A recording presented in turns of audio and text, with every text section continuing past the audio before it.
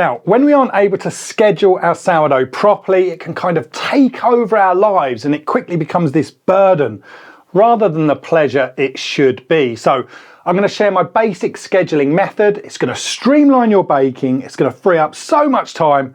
You'll be able to take up another hobby. Now, this one is my go-to weekend method, but if you want a weekday method that you can leave alone for say 10 plus hours, just let me know down in the comments. Now, my kitchen is currently hovering around the 25 degrees Celsius, that's 77 degrees Fahrenheit mark. Now remember, the warmer your kitchen, the quicker the process will go. And the cooler, the slower things will happen. You'll be able to screenshot my exact timeline a little later in the video. Right, so it's Friday and the process starts at 9 o'clock in the evening, but instead of mixing my leaven, I'm simply going to remove mine from the fridge. There's no messing around with weighing or cleaning anything up. Remember, this is all about saving time and keeping things nice and streamlined. Now I'm going to leave my leaven out on the kitchen worktop overnight. That means it's going to be ready as soon as I start my day in the morning. Now I'm going to explain a bit more about how this works when I show you the mixing stage. Right, so here we are. It's 8 o'clock on Saturday morning and we're going to have a very quick look at the formula that we're using. Now this is my Old Faithful recipe. It makes 800 grams of dough, which is 78% hydrated. Now, at 25 degrees Celsius, I use 20% of leaven, which gives me around a 6 to 7 hour fermentation time. Now, if you want to make it easy to design or adjust recipes, or make it super simple to adjust those inoculations to help you with the scheduling, you can find my free sourdough calculator below in the description. Now into my bowl goes 302 grams of room temperature water from my filter jug. Now I follow up by stirring in 9 grams of coarse sea salt, and I do give that a good stir for about 30 seconds or so, just until that salt is dissolved completely. Next, I dump my flour straight into this bowl. I add 44 grams of stone ground whole wheat flour, and that's followed up by 356 grams of strong white flour.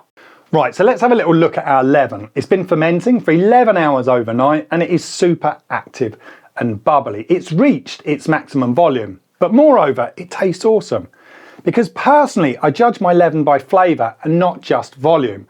When mine is ready to go, it tastes of ripe bananas, mature cheddar, yoghurt, and white wine. It's mature, but it tastes pleasantly sour. Now I dump the entire contents of the jar into the bowl. It's roughly 90 odd grams of leaven, give or take a few grams.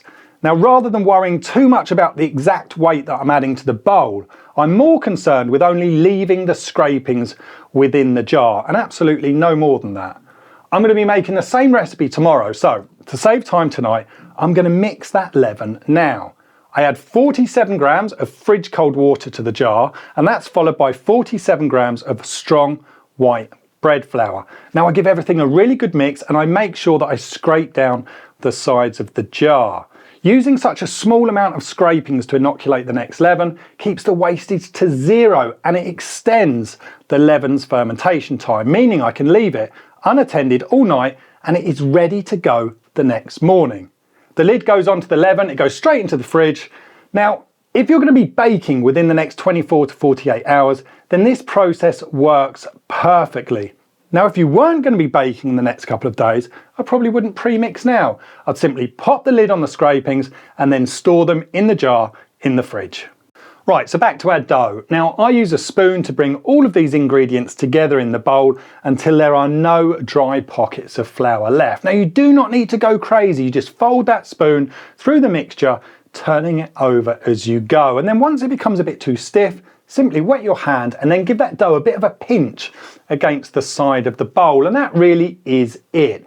Now when I cover this dough, we'll leave it on the bench for 30 minutes or so, and then after the rest, I just flip the dough out onto the worktop and then turn it over while pressing it with the heel of my hand, just to make sure the ingredients are properly mixed and they're all well distributed. This takes no more than 1 minute. Now we just get this covered again. We're going to leave it out on the bench once more just to continue with its fermentation process.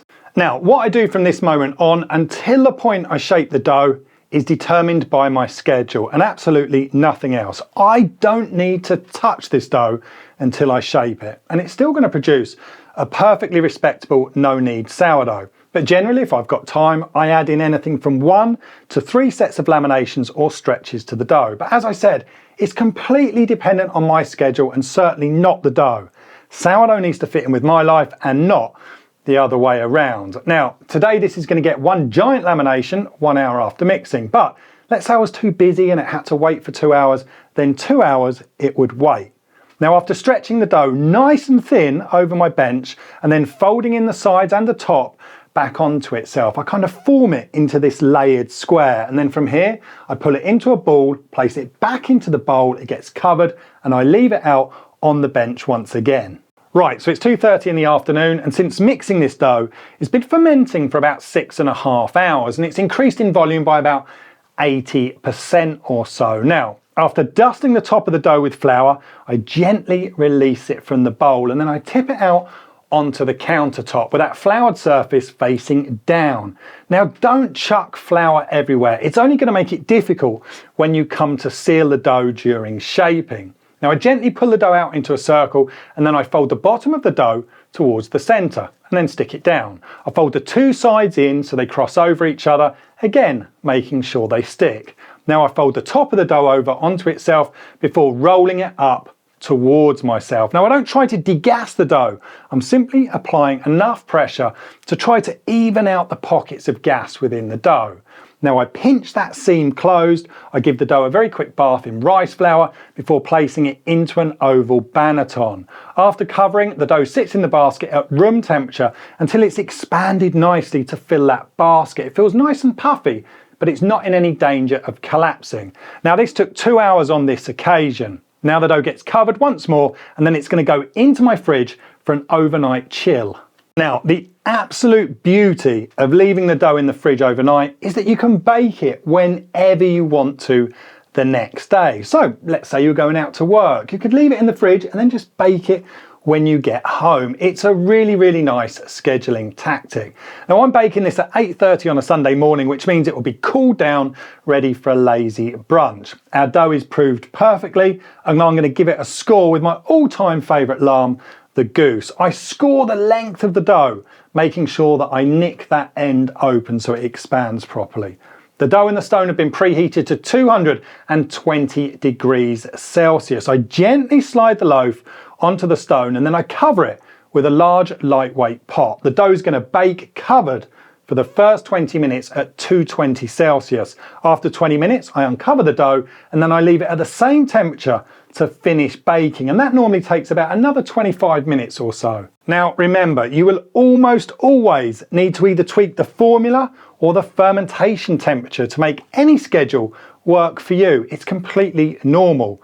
Increasing the amount of culture that you use to inoculate the leaven or the dough is going to speed that process up, reduce the inoculation, and it's going to slow things down. The same with temperature. The warmer, the quicker things will go, the cooler, the slower things will go. Experimenting to see what works best in your situation is crucial. Don't expect things to go right the first or second time around. It's taken me a couple of years to create my own schedules, and I've still got a lot to learn. But if you want to create a schedule using this technique, then you're going to need to know how long you can keep those scrapings for without feeding them. Well, I've got you covered, because in this video, I tested exactly that, and you'll find out everything you need to know. A huge thank you for watching. I'll see you again very soon. Stay tuned.